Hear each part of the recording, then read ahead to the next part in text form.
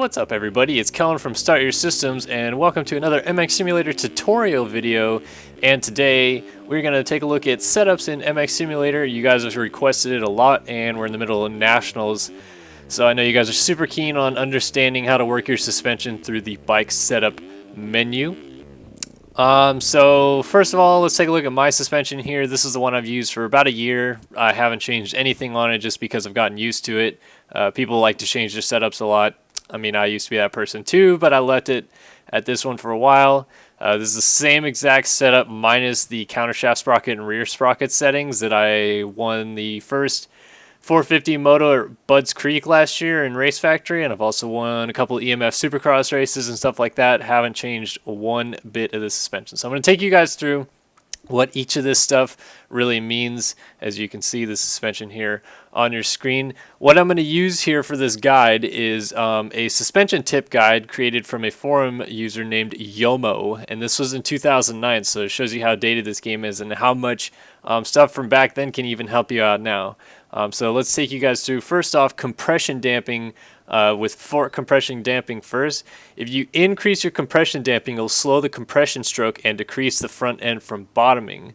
Conversely, for the shock compression damping, if you increase compression damping, it'll slow the compression stroke and decrease rear end bottoming. So the higher the stroke or the number, as you see here, basically the less less chance of bottoming out you'll have. Moving on to shock, as you hear a plane flying over, that sounds really cool. Or excuse me, not to shock, to rebound damping right here. Rebound damping, basically it's if either of your front wheel or back wheel tend to kick up too much upon landing or navigating bumps, then more rebound damping is required to either the fork or the shock. So basically, if you tend to see, like if you look at replays of yourself, you see your forks kicking up too much in bumps, increase your damping, and that will cause it to slow the damping on the return to the top of the stroke of the fork, or from the top of the stroke and down. The same works for your shock. You can see how mine work. My damping on my shock a little high, just it's the way I like it. I don't know. Spring rate, the stiffer the spring, the less force from landing or navigating bumps will be soaked up by the springs. So if you increase the spring rate, it causes the springs to compress less. A decrease in spring rate causes the springs to compress more. So fork spring rate, shock spring rate, adjust those to your liking. Next up, we'll look at fork and shock preload. Preload, increasing the preload on your rear spring will raise the rear of your bike, putting more weight on the front wheel. This makes the bike turn sharper but promotes swapping. Decreasing preload on the rear spring will lower the rear of the bike, putting less weight on the front wheel. This will reduce corner speed but allow the bike to ride smoother through bumps at higher speeds. Also works with your fork preload, that the same in that the lower load, the smoother you can corner. However, lower loads cause the forks to develop head shake at higher speeds, so that works conversely for both the fork and the shock. Lastly, from Yomo's suspension guide is oil level. And simply put, if the suspension travel is not enough, remove a bit of oil. If the travel is near or equal to the max, add some oil. I've almost always ran fork oil level at 100 in this game. I haven't changed it at all, I don't believe. So that's from Yomo's guide to cover these 9 points at the top. Next, I'm just going to briefly take you through my little guide for the bottom down here. So basically, I run -1.1 on a 250F, and I run -2.2 like this on a 450.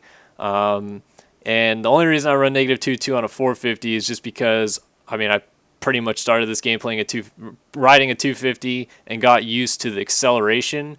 This is your maximum acceleration level right here when you're running -2.2. You'll go from first gear to fifth gear on a 250 in like 7 seconds or something. You could do it pretty quickly.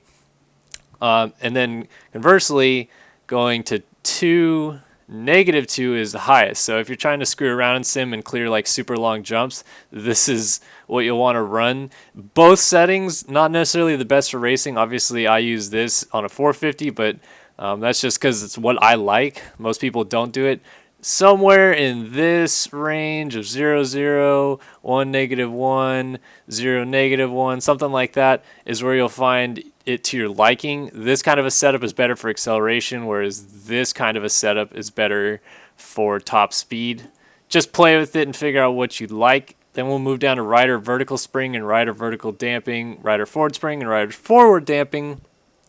Now, if you've ever seen Alexis Leclerc's setups on YouTube, which he posted several years, or like a year ago now, I guess, he tends to run 100, 100 here, and then like 0 and like 5, or it's like something in this range, right? And I was like 40 and 35, I think. All hundreds in your spring basically means that you're like maxed out going forward and backward on the bike as fast as you can with the rider, and then the damping is how much that will slow you down. So like if you have a really low vertical spring, really low forward spring, you won't be moving back and forth on the bike very much at all, and with a higher damping, you'll just barely move at all, period. With a really low damping, you won't move back and forth a lot, but you can move back and forth really quickly. With high 100s like this, and then a middle range to lower damping, you can really swing back and forth on the bike really quickly. This helps with things like seat bouncing, but it also makes it very difficult to react to like swaps and braking bumps. And then lastly, rider mass distribution. The only thing that I've ever heard about this is that the lower the number, the lower center of gravity in relation to the middle or front of the bike. So you'll be more like kind of up on the front end of the bike, like when you're riding in the game. And then the higher the number, like you see, I run 0.48 here. It basically means you're more back on the bike and away from the center. It's really just what you find to be in your liking that works out the best for that. And then we'll go back here real quick just to take a look at this. Obviously, you want your arcade physics off. I run anti-lock brakes. Some people don't like it on the rear brake. Automatic shifting on manual, and then you can see all these settings down here. Braking torque, almost every pro you'll run into runs 500 front and rear braking torque. And then you can screw with your auto clutch RPMs and max dab speed. But why this is important is because the faster you go, the more likely you're going to need to brake really hard. And then stability, I'll get into advanced stability another day. But stability, the lower you go, obviously, the more you can sway. So that's pretty much setups in a nutshell for suspension and gearing wise. I will go into advanced stab another day. Obviously this video is already running long, but also want to do a quick ending shout out to the fact that this will be the 200th video on our channel, and hopefully this one is a very good one and informative, and you guys can learn more about setting up your bike in MX Simulator. So yeah, for Kellen here at Starter Systems, thanks for watching this video. If you liked it, please go ahead, like it, comment on it, and subscribe to our channel, and we will see you guys in the future for more tutorial videos. So long for now.